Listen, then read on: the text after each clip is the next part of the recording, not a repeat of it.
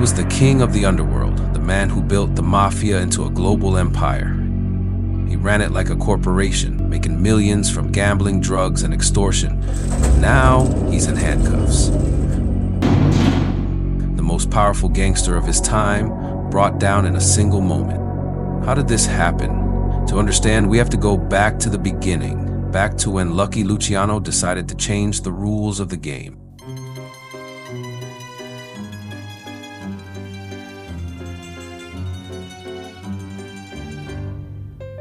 In the 1920s, the Mafia was a mess.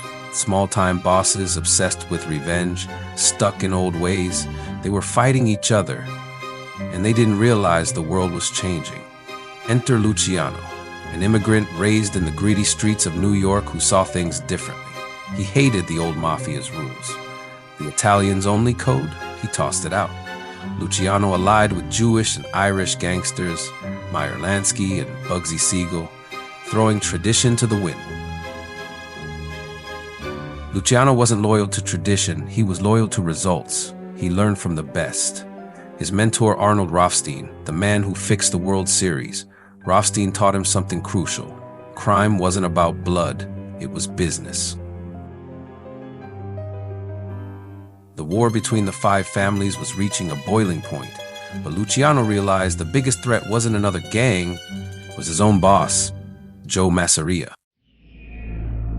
In 1931, Luciano made a cold, calculated decision. It was time to take out Masseria. Luciano set him up, a hit in a restaurant, quick and clean. Just like that, the most powerful boss in New York was gone. But Luciano wasn't done. He turned on his other rival, Salvatore Maranzano.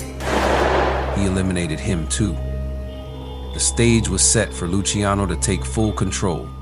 With the old bosses out of the way, Luciano didn't just take over. He built a system. He formed the Commission.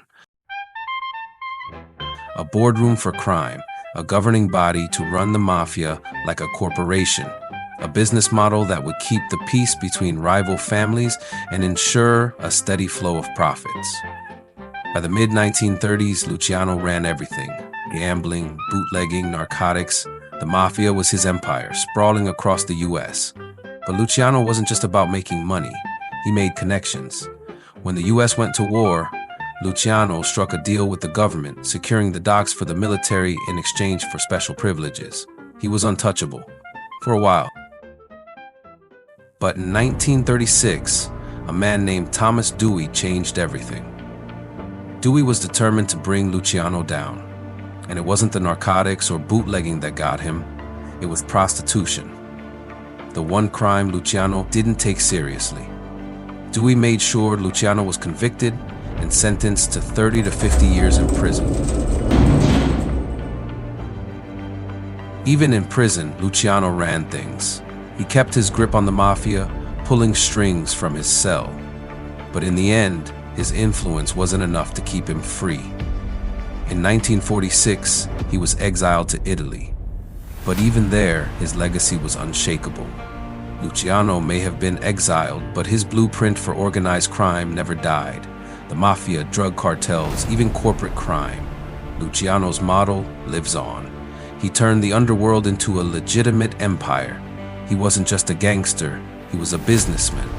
And that's how he became the most powerful man the Mafia ever knew. If you enjoyed this content, don't forget to like and subscribe. As always, thanks for watching, and I hope you learned some.